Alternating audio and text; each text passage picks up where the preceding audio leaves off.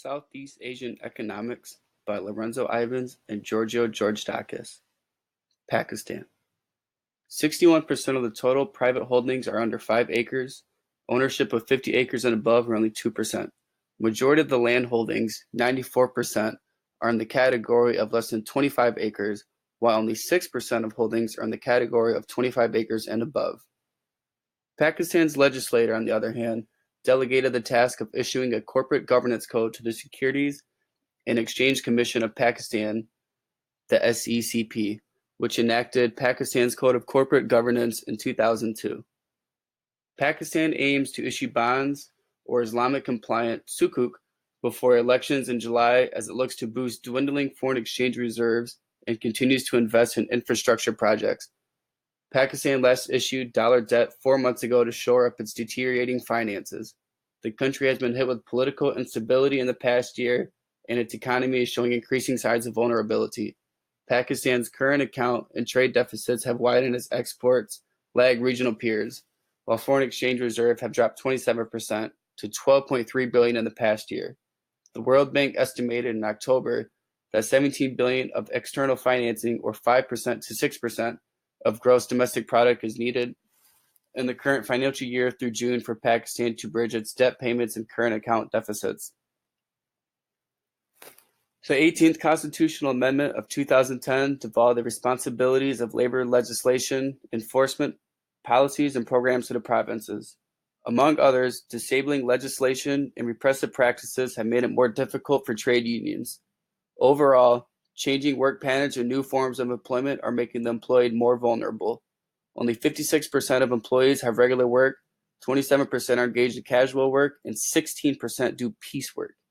Thus, dismantling of the labor protections accompanying greater labor market flexibility with a consequent rise in irregular work are the emerging labor market realities.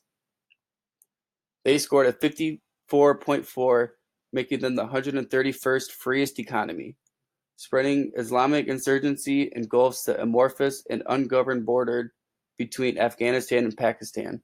Since 2007, the number of ambushes, militant offenses, and targeted assassinations have risen sharply across Afghanistan, while suicide bombers and pro-Taliban insurgents sweep through settled areas of Pakistan at an alarming pace.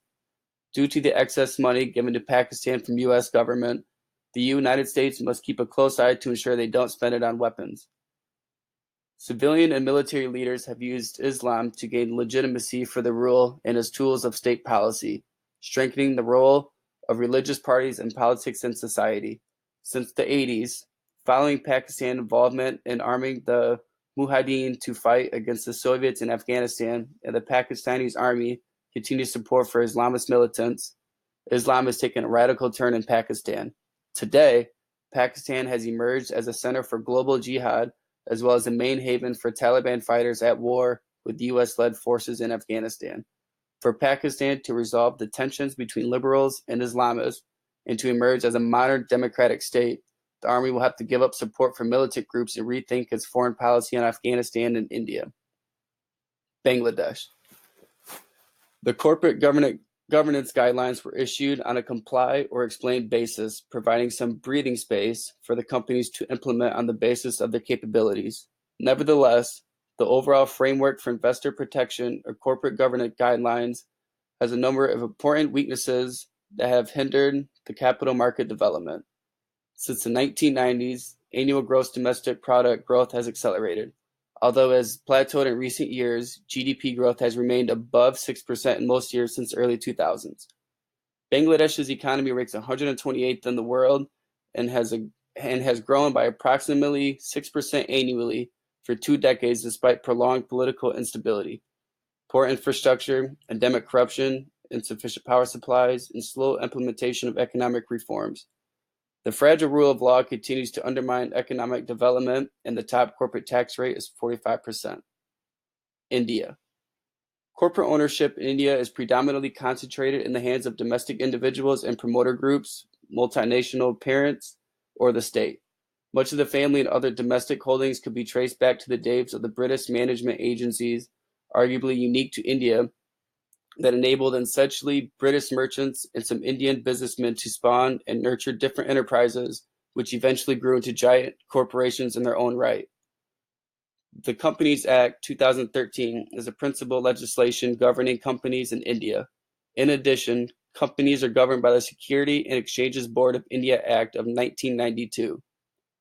We see the need for a new emphasis on the notion of gainful employment for India's workforce of 460 million that focuses on improved quality of work and the income derived from the growth of non-farm jobs.